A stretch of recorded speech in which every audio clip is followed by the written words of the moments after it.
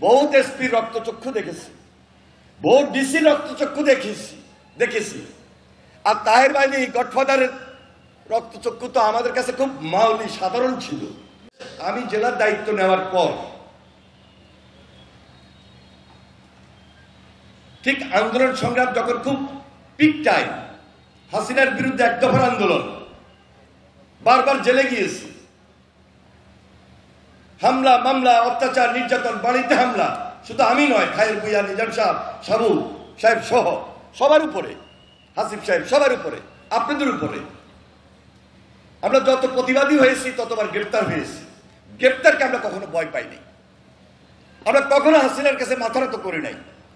আমার শুধু এই পৌরসভায় না, আমার এই জেলায়, বিশেষ করে চন্দ্রগঞ্জ ইউনিটের অনেক নেতাকর্মী গুমের শিকার, খুনের শিকার, রক্তাক্ত হয়েছে এই পৌরসভা, রক্তে রঞ্জিত করে দিয়েছে।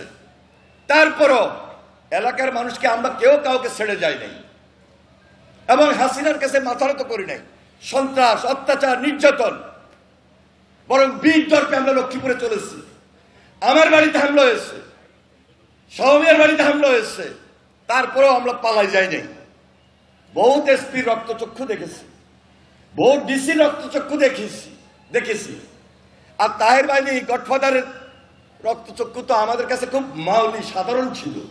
কিন্তু সবসময় বৃদ্ধাঞ্জলি দেখিয়ে এই পৌরসভায়, এই জেলায় আমরা নেতৃত্ব দিয়েছি, মাথা নত করে আমরা নেতৃত্ব দিই নাই।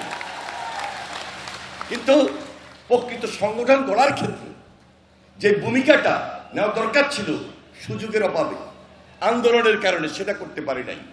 আমাদের ভারপ্রাপ্ত চেয়ারম্যান জনাব তারেক রহমান 5 আগস্টের পর যখন তিনি মনে করলেন রাজনীতিতে এবং রাজনীতিবিদদের মধ্যে একটা গুণগত পরিবর্তন প্রয়োজন এবং সাংগঠনিক শক্তি বৃদ্ধি করা দরকার, আগামী যে নির্বাচন, আগামী দিনে যে চ্যালেঞ্জ, দেশ গড়া, বাংলাদেশ বিনির্মাণের ক্ষেত্রে আমাদের সবার যে ঐক্যবদ্ধ ভূমিকা প্রয়োজন, সেই জন্য তিনি সংগঠনের উপর জোর দিয়েছেন।